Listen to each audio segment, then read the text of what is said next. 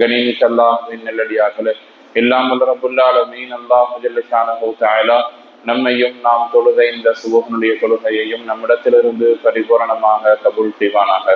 நாம் தொழுத இந்த சுபஹ் தொழுகையின் பரக்கத்தால் இன்றைய தினம் மீதம் இருக்கக்கூடிய 4 வேளை பரந்தான தொழுகைகளை இமாம் ஜமாஅத்தோடு உடல் ஆரோக்கியத்தோடு ஆபியத்தோடு மன நிம்மதியோடு நின்று தொழகக்கூடிய பாக்கியத்தை எல்லாம் நம் அனைவருக்கும் தந்து நல்லருள் புரிவானாக.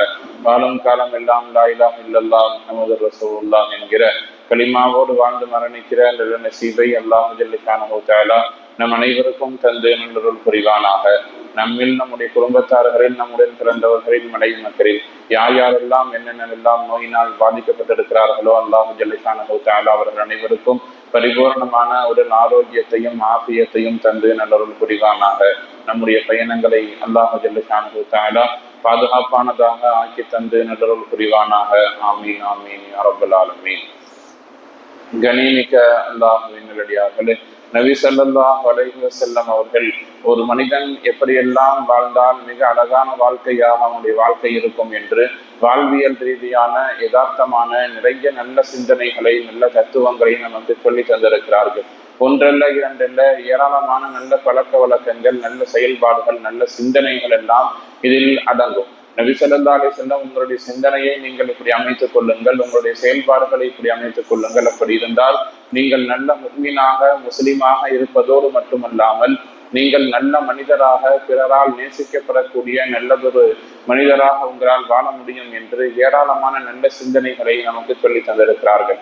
அதில் ஒன்றாகத்தான் நாம் பார்க்கக்கூடிய செய்தி என்பது, ஒரு மனிதனுடைய சிந்தனையில் எல்லா நேரத்திலேயும் தன்னுடைய சுய பரிசோதனை என்கிற ஒரு பகுதி, சுய பரிசோதனை என்கிற அடிப்படையில் ஒரு மனிதன் தன்னுடைய சிந்தனையை எல்லா நேரத்திலேயும் அமைத்திருக்குதல் என்பது கட்டாயம் என்று நபி ஸல்லல்லாஹு அலைஹி வஸல்லம் அவர்கள் போதித்து தருகிறார்கள். அது என்ன சுய பரிசோதனை என்று சொன்னால், மனிதர்கள் நிறைய விஷயங்களை கற்றெடுக்கிறார்கள், மிக்க படித்தவர்களாக இருக்கிறார்கள், நிறைய அறிவுடையவர்களாக நமக்கு மத்தியில் நிறைய பேர் இருக்கிறார்கள். ஒரு சிலர்கிட்ட போய் எதை பற்றி கேட்டாலும் அவர்கள் பேசுவார்கள், வானவியல் கேட்டாலும் பேசுவார்கள், அரசியல் கேட்டாலும் பேசுவார்கள், ஆன்மீகம் கேட்டாலும் பேசுவார்கள்.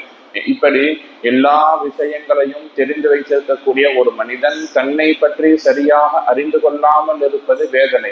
எனவேதான் நபி ஸல்லல்லாஹு அலைஹி வஸல்லம் சொல்றாங்க, துன்யாவில மற்ற விஷயங்களை பற்றி, அடுத்த நபர்களை பற்றி நீங்கள் தெரிந்து வைத்திருப்பதற்கு முன்னால் நம்முடைய நிலைமை இபாதத்தின் விஷயத்தில் எப்படி இருக்கிறது, நம்முடைய தொழுகை எப்படி இருக்கிறது, நாம் தினமும் தொழுகிறோம், வர்றோம், தக்பீர் கட்டுறோம், தொழுகிறோம், போறோம் இல்லாம நம்முடைய இபாதத் இறைவனிடத்தில் அங்கீகரிக்கப்படக்கூடிய அளவில் இருக்கிறதா, சதா வருஷ காலமும் பறந்த மட்டும் தொழுதுட்டு இருக்கிறோம், அந்த இபாதத்தில் முன்னேற்றம் இருக்கிறதா, அந்த இபாதத் எப்படி இருக்கிறோம்னு அல்லாஹ் சொல்லியிருக்கிறானோ அதன்படி இருக்கிறதா, குடும்ப வாழ்க்கை, மனைவி மக்களிடத்தில் நாம் நடந்து கொள்ளக்கூடிய நடைமுறை சரியாக இருக்கிறதா, நம்முடைய குழந்தைகளிடத்தில் நாம் நீதமாக நடந்து கொள்ளுகிறோமா, குழந்தைகளுக்கு நல்ல பழக்க வழக்கங்களை சொல்லித்தந்து வளர்க்கிறோமா, குடும்ப வாழ்க்கையில் நாம் எப்படி இருக்கிறோம், மக்களிடத்தில் பழகக்கூடிய விஷயத்தில் நாம் எப்படி இருக்கிறோம். ஒரு நாளைக்கு காலையில் கண் விழித்ததிலிருந்து இரவு உறங்கும் வரை ஒரு நாளில் நாம் என்ன செய்தோம் என்கிற ஒரு பட்டியலை இரவில் உறங்க செல்லுவதற்கு முன்னால் ஒரு மனிதன் கணக்கு போட ஆரம்பித்தால்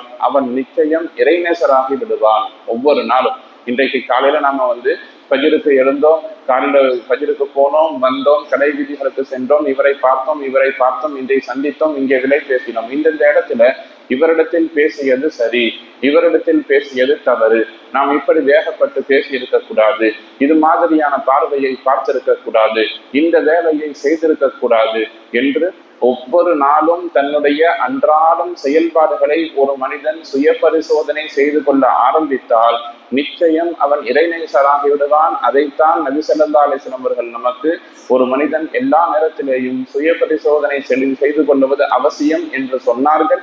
அதை வாழ்வில் நடைமுறைப்படுத்தவும் செஞ்சார்கள். பெரும்பாலும் ரசூலுல்லாஹ்வுடைய பெரும்பாலும் அல்ல, முழுக்கவே நபி ஸல்லல்லாஹு அலைஹி வஸல்லம் ஒரு விஷயத்தை சொல்லுகிறார்கள் சொன்னால் அதை முதலில் தான் செய்யக்கூடியவர்களாக இருப்பார்கள்.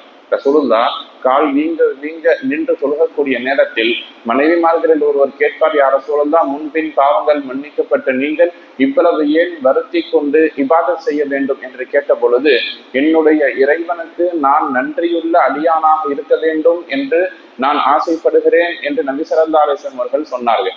ஆனா நாம் இந்த ஹதீஸ் விஷயத்துல ஒரு அம்சத்தை யோசிக்கணும். நான் ஒரு நபி, எனக்கு மறுமையில் அல்லாஹ்விடத்தில் எந்த விதமான தண்டனை பிடிப்பும் இருக்காது, நாம் மனிதர்களில் உயர்ந்தவர் என்பது ரசூலுல்லாஹ்வுக்கு தெரியாமல் இருக்குமா? நிச்சயம் தெரியும். தெரிந்திருந்தாலும் கூட தான் சரியாக இருக்க வேண்டும் என்பதில் ரசூலுல்லாஹ் கவனமாக இருந்தார்கள். ஆனால் நம்மில் கவலை என்னன்னா, ஒரு சில மக்களில் சில காலங்கள் தொடர்ந்து இபாதத் செய்ய ஆரம்பித்தால் தன்னை ஒரு பெரும் இறைநேசராகவோ அல்லது தன்னை ஒரு பெரிய அம்சமாகவோ கருதி கொண்டு பாவங்களை விட்டும் நாம் எல்லா நேரத்திலேயும் விலகி இருக்கிறோம் என்கிற ஒரு சிந்தனையிலேயே வாழக்கூடியவர்களாக இருக்கிறார்கள். ரசூலுல்லாஹ் சொல்ற அற்புதமான ஒரு ஹதீஸ், மக்கள் கவனத்தில் வைக்க வேண்டிய மிக முக்கியமான செய்தி என்னன்னா, ரசூலுல்லாஹ் ஒரு தடவை சொல்லுவார்கள், நான் பாவம் செய்வதை பற்றி, மக்கள் பாவம் செய்வதை பற்றி கவலைப்படவில்லை. நீங்கள் பாவம் செய்கிறீர்கள் என்பது எனக்கு ஒரு பெரிய கவலை இல்லை. ஆனால் நான் சரியாக இருக்கிறேன் என்கிற சிந்தனையில் ஒரு மனிதன் இருக்கிறானா இல்லையா, அதை பற்றி நான் மிக கவலைப்படுகிறேன்னு சொன்னான். இந்த செய்தி ரொம்ப ஆழமாக யோசிக்க வேண்டிய விஷயம். பாவம் செய்பவர் அதை தெரிந்து செய்கிறார், தெரியாமல் செய்கிறார்ங்கிறத பத்தி பிரச்சனை இல்லை. நான் பரிசுத்தமானவன் என்கிற ஒரு சிந்தனை ஒரு மனிதனுடைய மனதில் வருகிற பொழுது அது மிக ஆபத்தானது. என்ன காரணம்?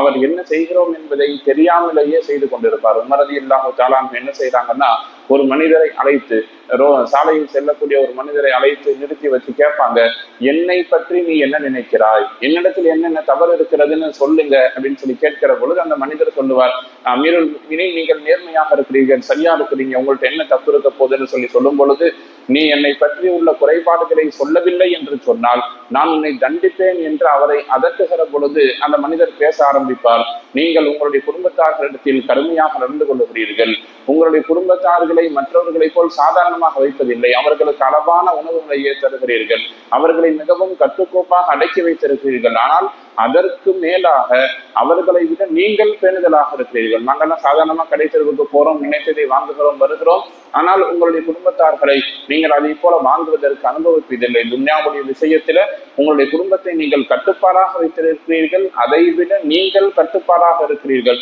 கொஞ்சம் தாராளமா துன்யாவை பாருங்கன்னு சொல்லி ஒரு உபதேசம் செய்த பொழுது உமர் ரலியல்லாஹு தஆலா அவர்கள் சந்தோஷப்பட்டார்கள், அதை ஏற்றுக்கொண்டார்கள். சரியோ தவறோ நமக்கு முன்னால் நம்முடைய குறைபாடுகளில் சுட்டிக்காட்டப்படுகிற பொழுது அதில் இருக்கக்கூடிய நியாயத்தை எடுத்து நடக்கக்கூடியவர்களாக சஹாபாக்கள் இருந்தார்கள். உமர் ரலியல்லாஹுடைய காலத்துல முனாஃபிக்குகளாக யார் இருக்கிறார் என்கிற ஒரு பட்டியல் தயார் செய்யப்பட்டது. அதாவது வெளியே பார்க்கறதுக்கு முஃமின்களை போலவே இருப்பார்கள், தொழுவார்கள், எல்லா வேலையும் செய்வார்கள், ஆனால் அவர்கள் எதிர்களிடத்தில் காபிர்களிடத்தில் செல்லுகிற பொழுது மார்க்கம் சம்பந்தமான எல்லா விஷயங்களையும் பேசக்கூடியவர்களாக அவர்கள் சார்ந்தவர்களாக மாறி போவார்கள்.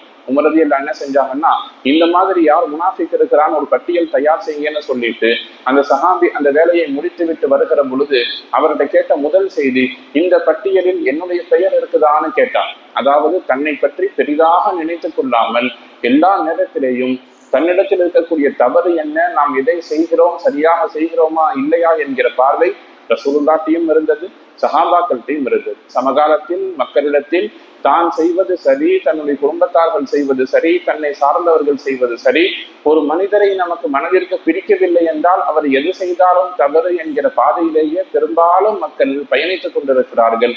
ஆனால் நபி ஸல்லல்லாஹு அலைஹி வஸல்லம் அவர்கள் சொன்னதாகவோ அல்லது உமர் ரலியல்லாஹு அன்ஹு அவர்கள் தானாக சொல்லக்கூடிய ஒரு ஹதீஸினுடைய விஷயத்துல என்ன இருக்குதுன்னா, அல்லாஹ் உங்களை கேள்வி கேட்பதற்கு முன்னால் உங்களை நீங்கள் கேள்வி கேட்டுக் கொள்ளுங்கள் என்று ஒரு ஹதீஸ்ல சொல்லுவாங்க. உமர் ரலியல்லாஹு சொல்லுவதாக ஹதீஸ்களில் பதிவு செய்யப்பட்டிருக்கிறது. உமர் ரலியல்லாஹு சொல்றாங்க, இறைவன் நாளை மறுமையில உங்கள்கிட்ட கேள்வி கேட்பான், அதற்கு முன்னால் ஒவ்வொரு நாளும் நீங்கள் உங்களையே கேள்வி கேட்டுக் கொள்ளுங்கள். நான் ஏற்கனவே சொன்னதை போல ஒவ்வொரு நாளும் இரவு நேரங்களில் உறங்க செல்வதற்கு முன்னால் யாரை பார்த்தோம், என்ன பேசினோம், என்ன செய்தோம் என்பதை யோசித்து மறுநாள் அது போன்ற தவறுகள் சரியா நடக்காமல் இருக்க வேண்டும் என்கிற சிந்தனையில் ஒரு நல்ல பழக்க வழக்கத்தை நாம் ஏற்படுத்தி கொண்டால் ஒவ்வொரு நாளும் நாம் செய்யக்கூடிய பாவமான காரியங்களும் பிறரை நோகடிக்கக்கூடிய விஷயங்களும் குறைந்து கொண்டு வரும். ஒரு மனிதன் இறைவனை நெருங்குவதற்கான வாய்ப்புகள் சந்தேகம் இல்லை.